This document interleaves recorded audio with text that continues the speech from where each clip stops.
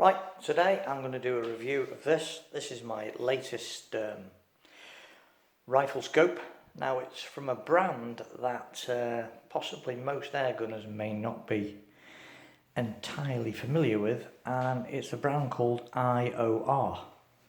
Now they're based in Romania, Bucharest I believe, and they have a phenomenal name amongst the long-range full-bore target shooters for the quality of their scopes.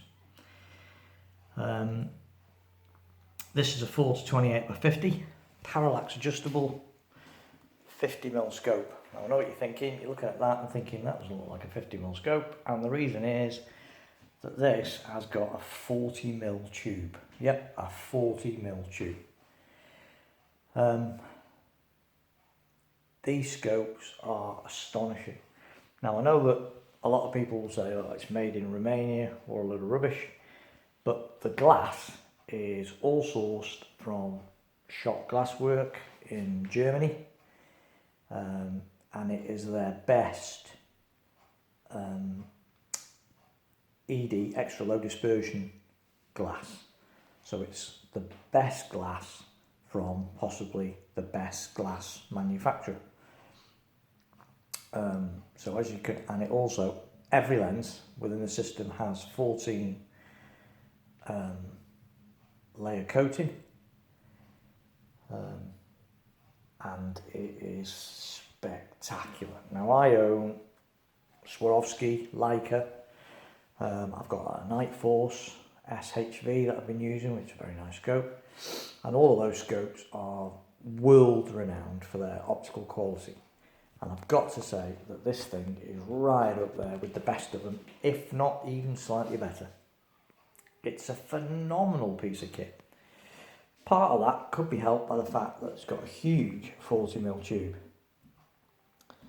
which means that it's got some really big lenses in there as well, and so that's an awful lot of light through the system. Unusually, the parallax is actually located behind the objective on the lens body here. Now, whilst that may not be ideal for pure field target shooting, because you can't fit a ring to it, for hunting it falls right where you want it on you if you're shooting off a bipod. It really does. It's just as easy to use as a saddle mounted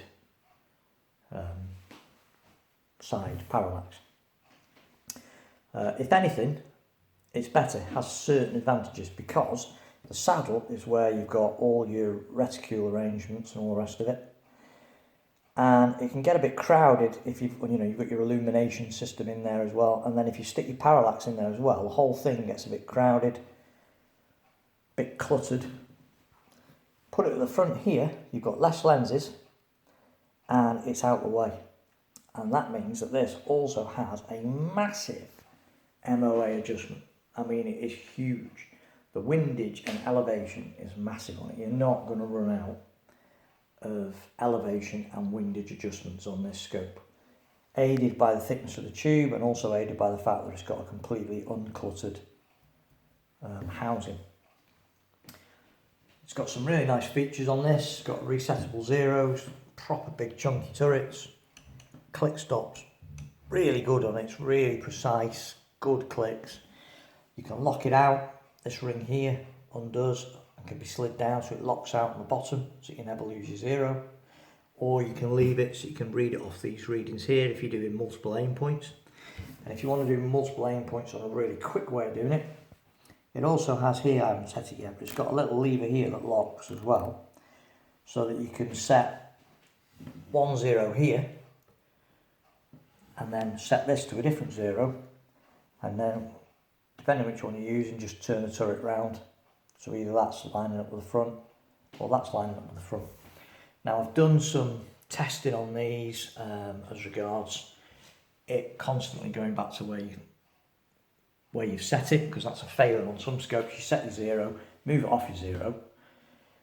When you return it to what you think is your 0, it's actually off slightly. this is superb, and it has actually got a fantastic name for the repeatability of its click stops. So once you've set it to 0, it doesn't matter how far you move that turret, when you go back to your original 0 point, it'll be bang on. And this one means that if you've got, say you're using a lightweight pellet in air gunning, let's say air gunning, for usage for air gunning, if you're using a lightweight pellet, set it up with that one, or that one, and then, well, if you're using a lightweight pellet, you set it up with the bottom one, because obviously you need less elevation with a lighter pellet. But then if you're using some, say you're using field target, H&M Barracuda field target match, the field target ones, the light ones, set it up on the bottom. But then if you're out hunting and you're using the field target Barracuda normal ones, the heavier ones, you can set this 0 up with those, and then when you're out in the field using them, just click that round to the front, onto the 0, get it lined up on the 0, and you set up for those as well. So it's a really, really useful feature. I've actually been using it while I've been experimenting with this rifle by setting up 2 different ranges. So the bottom one I will set up at 30 yards, so that my pellets are hitting bang on at 30 yards. The top one I set up at 50 yards, so the pellets are hitting bang on at 50 yards. And then I know, once I've had a look at my rangefinder, depending on the range of the target, because I'm shooting a 177, that's 12 foot pound 177, it's got quite a flat trajectory, but not mega flat. But if I'm set from 30, I know that from 16 to about, I don't know, from 16 to 40, it's going to pretty much hit the target. You know, the movement's going to be next to nothing off target. And then if it's further than 40 yards, I then flick over to the 50 yard one, and I know that from 40 yards to sort of 55 yards, the same thing's going to apply. It's going to be pretty much bang on. So it just saves messing about. It's a really quick way of ranging, making sure that you've got that sort of fairly flat trajectory all the way through. Once you're on a bipod, shooting off a bipod, parallax is dead easy, or you can set it at 25 to 30 yards, set it on the lower magnification settings, and it's crystal clear. This scope has another really useful feature for airgunners in the fact that you can set the parallax to as low as just under 8 metres. 8 metres. And not only that, but at 8 metres you can use almost a full 20, well you can use the full 28 mag, and it is crystal clear. There's not many scopes that you can set at that closer range and zoom right up like that and still have a crystal clear image, and it just shows how good the optics are on this thing. It's incredible. It's got good diopter setting as well, really nice, and I must admit everything, all the moving parts of this are really nicely geared, very smooth, very precise, very exact. It's got sort of enamelled stroke anodised finish to it. Illumination controls, the only thing that comes up on the illumination is a tiny centre dot, and it is extraordinarily fine. It's got an really fine centre dot illumination. So in the day, unless it's really dark and gloomy and you're shooting against a dark background, possibly not much use, but dusk and very early morning, perfect. Won't dazzle you. Even on its highest settings, it's very, very subtle illumination of the centre dot. This is a first focal plane scope, so the reticle grows or shrinks with the magnification so that your aim holdover points are always the same. It's got a really, really good reticle as well. Very, very, very good. Now, I was a little bit worried with such a big mag range that the scope at the lower settings, the reticle would be too small to use, and that at the higher settings it would just be too big. And needless worry, it's actually very, very good. It's fine. Yes, at 4 is a very fine setting, but it's no finer probably than some of the Leica scope that I use. And its highest settings, again, still probably similar to a sort of hawk scope reticule on a fixed hawk second focal plane scope. So no real problems at all with that. Nothing to worry about. Because it's 40mm, you will or possibly might struggle to get mounts. Thankfully, the only stockists I could find in the UK of this rifle are Optics Warehouse, and they supply you with Tier 1 Picatinny mounts. Now, Tier 1 mounts, I've already reviewed these mounts in a little video I did on the various mounts for scopes. And these Tier 1 mounts, top notch. Really, really good. They only fit a Picatinny, but they're fantastic. Really good. So, on my Steyr, this Hunting 5, I originally had the normal 11mm or 12mm, I think it was, a 13mm grooves. So I had to buy a Picatinny rail from Steyr to screw on the top, but that's no big deal. It's like 40, 50 quid, something like that, 60 quid. So it's not expensive, and it's a really good bit of kit as well. It's not a cheap and cheerful Picatinny rail. You can get them off eBay for next to nothing, if that's what you want to do. But because it's such an expensive setup, I thought I'm going to go and get the proper piece of kit. But you can get them cheap as chips off eBay, in all fairness. And these mounts are incredible. They really are. They're all absolutely beautifully engineered, beautifully made. And the whole thing fits in with the scope lovely. Having owned the Night Force, the SHV, the Swarovski and the Leica, and now this thing, I have to say, out of all of them, this is my favourite. It's a teeny bit heavy, but it's not overly bulky really. It's not particularly long. It's only as long as the Leica. It's shorter than the Night Force, and it's shorter than the Swarovski. I mean, it looks bulky because it's got a big tube and big windage and elevation knobs on it. But I've got to say that all in all, it is a damn fine rifle scope, and the image picture, the other thing I like about this, there's absolutely no tunnelling that you get with some rifle scopes that have got a very high mag range. And this is 4 to 25, that's quite a big mag range. A lot of scopes offer that sort of mag range. You get an awful lot of tunnelling on the lower magnifications. On this, you get none. From the 4 times mag range, which is what it's set on now, the image is perfect. No tunnelling at all. Superb. And on the higher mag ranges, again, wonderful. The lenses, like I say, absolutely fantastic. The optical clarity on them is the thing that most catches your eye when you look through it. You can get some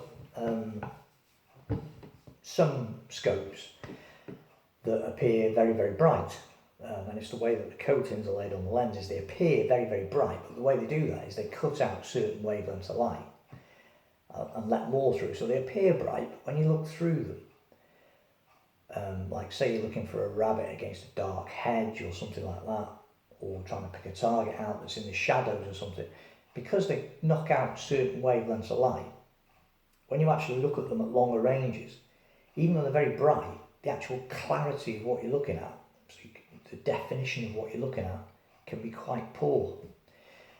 What they've done with this, when you first look through it, you think, oh, it's not glaringly bright like some, but it's only when you actually look through it and then try and pick out the smallest of things at extreme range that you realise how incredibly good the glass is, because the clarity and the definition is just awesome.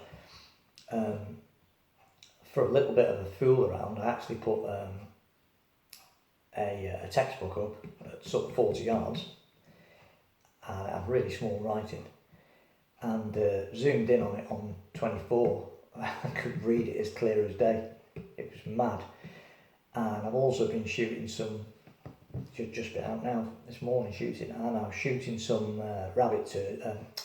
sheep turds for a laugh, that were tucked away right in a bramble hedge. So they were incredibly difficult to see even when you were stood on top of the damn things to try and pick them out. At 40 yards with this, easy. It was just everything was just so clear. The definition between everything was really, really good. So you've got to be careful sometimes because you know people say, "Oh, this scope's got really good experience, really, really bright." That may well be the case, but you don't just want that brightness. You've also got to let through all them other wavelengths of light to make sure that you've got a nice, clear, defined sight picture with good definition. And this scope is the best I've ever seen. That shot glass with the extra low dispersion shot glass with the 12 to 14 layer coating system that they use.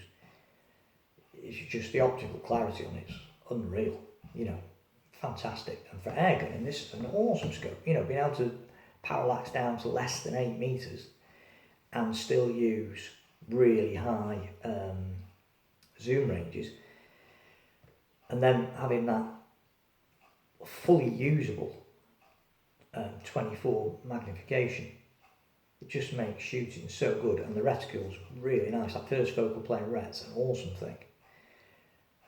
So this is possibly, well, it's definitely the best scope I've ever had, and I think even compared to things like the Schmidt & Bender PM series scopes, astonishing reputation. I think this is better than those, and I have shot a couple of those, and I think that this scope here is better than those. It's that good. Now, because it's made in the old Soviet bloc and designed in the old Soviet bloc, it also has some carryovers from that era. Obviously, they had a reputation for making things slightly more, the engineering slightly on the heavier side, so it lasts. Kalashnikov standard example, great rifle, but durable beyond belief because it was, you know, massively over-engineered.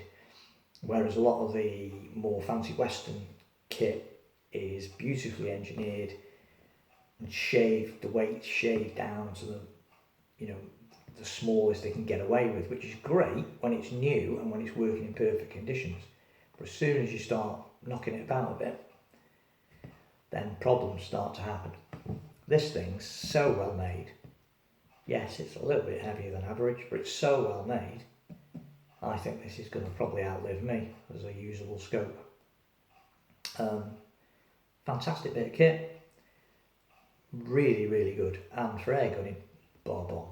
You know, I mean, that parallax there, it's no trouble at all to use that. First focal plane scopes, I was a little bit worried about that, I have to admit, but no issues with it at all. It's great. It's a lovely scope. Thanks for watching.